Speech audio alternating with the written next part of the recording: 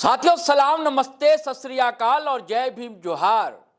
जुल्म के खिलाफ, अनीति के खिलाफ, अत्याचार के खिलाफ बोलना छोड़ दीजिए। अगर आपके साथ भेदभाव होता है तो इसकी चर्चा कहीं मत कीजिए। अगर सड़कें नहीं बनती है तो ये सवाल भी आप उठा ही नहीं सकते। नाली बजबजा रही है तो बजबजाने दीजिए। नथुने से आपके जिस्म में अगर कीड़े पहुंच रहे हैं तो पहुंचने दीजिए। अब आत्मा, रूह नाम की चीज होती नहीं है।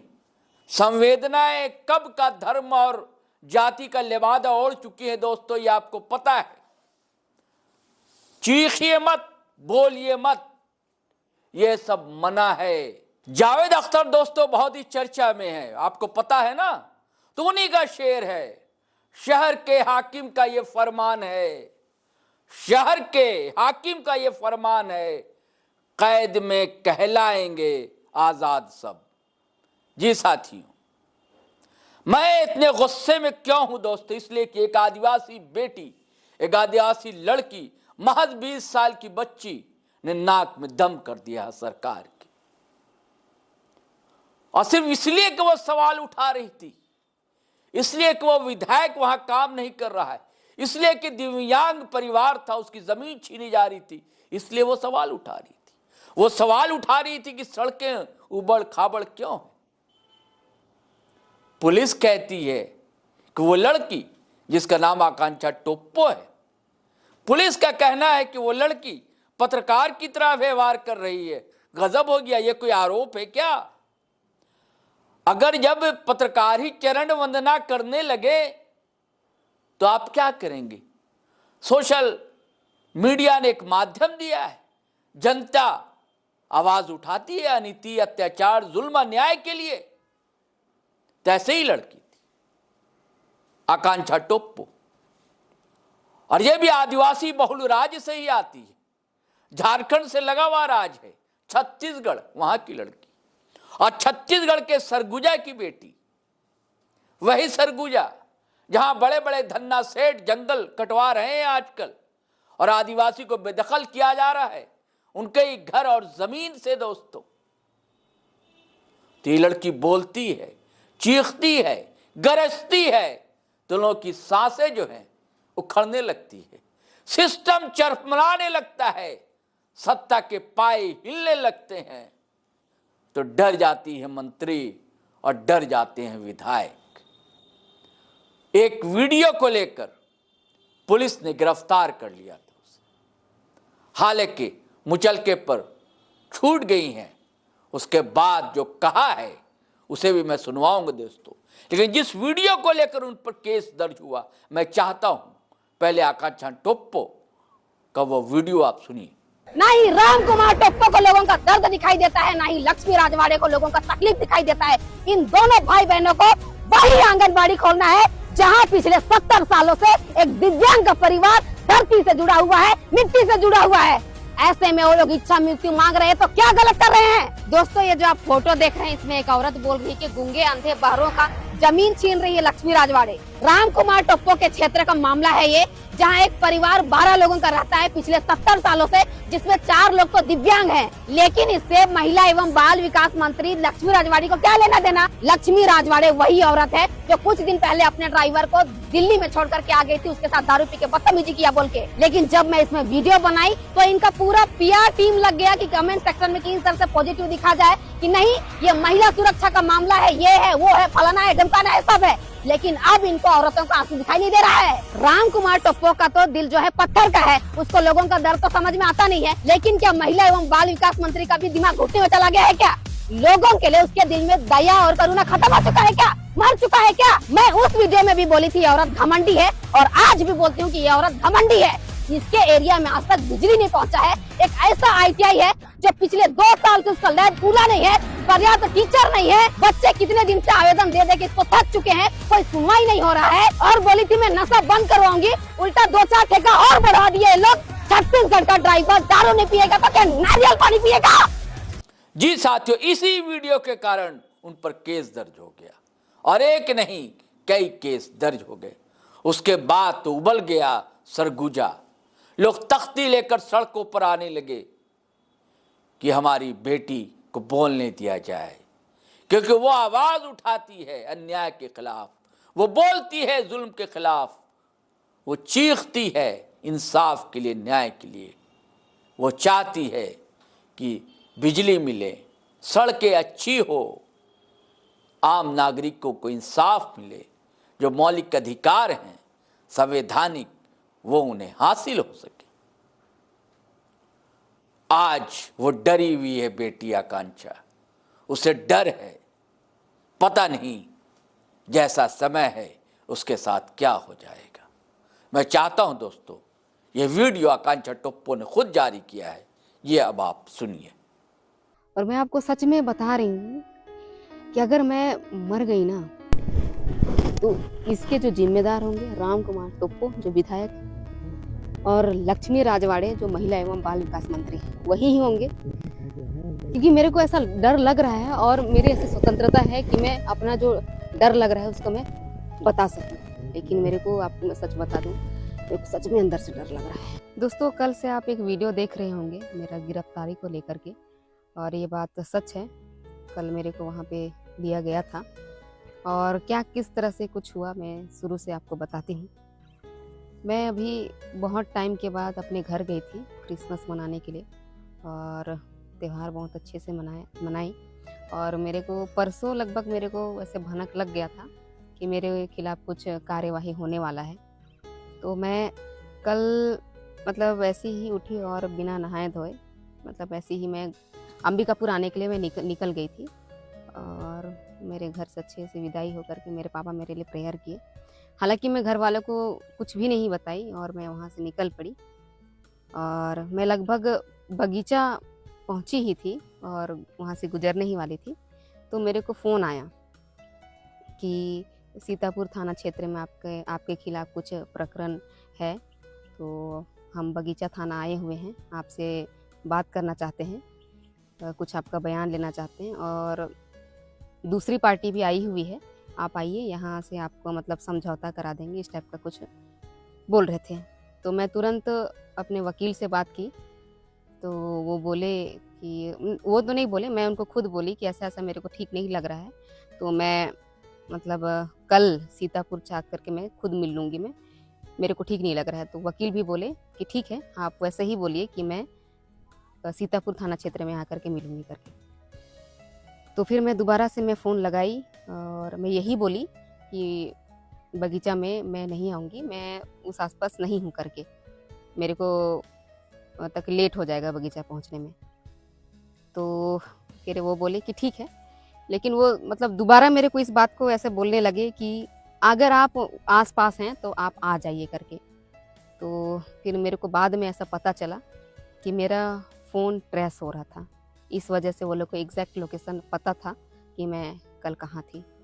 उसके बाद मैं जैसे ही बतौली पहुँची तो वहाँ पे कुछ पुलिस वाले वहाँ पे पहले से थे, तो मेरे को लगा नॉर्मल चेकिंग का मामला है। तो जब मैं रुकी तो मेरे को पता चला कि नहीं, हमको फ़ोन आया है कि आपको यहाँ पे रोक कर रखें आपको। उसके बाद मैं रुकी वहाँ पे। उसके बाद थोड़ी देर में जो सीतापुर का जो पुलिस था जो बगीचा गया था, वो आकर के वहाँ से मेरे को लेकर के सीतापुर थाना क्षेत्र गए।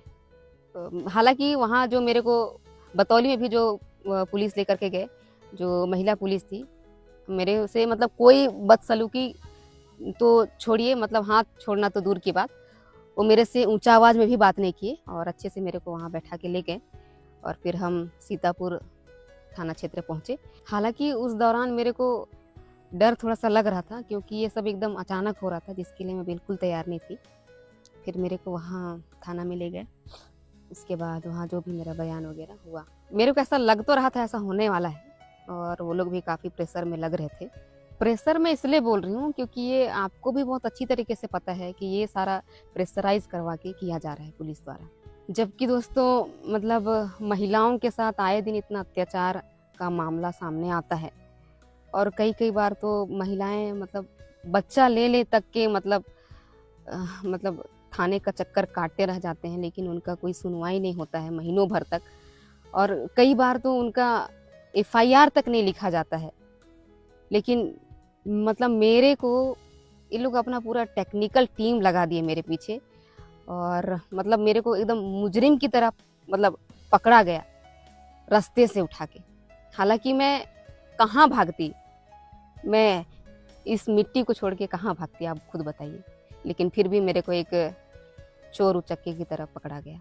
ये तो रही पकड़ाने वाली बात। अब मैं आपको बताती हूँ कि ऐसा हो क्यों रहा है।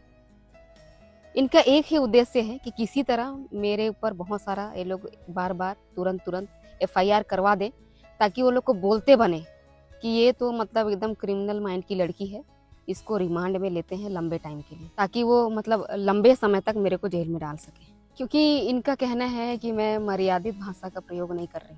तो अगला पिछला इसकी माँ की चोट, अगला पिछला लोग जाके प्रचार किया था विधायक जिताने के लिए, मैं गोली मारूंगा खोपड़ी में निकलेगा।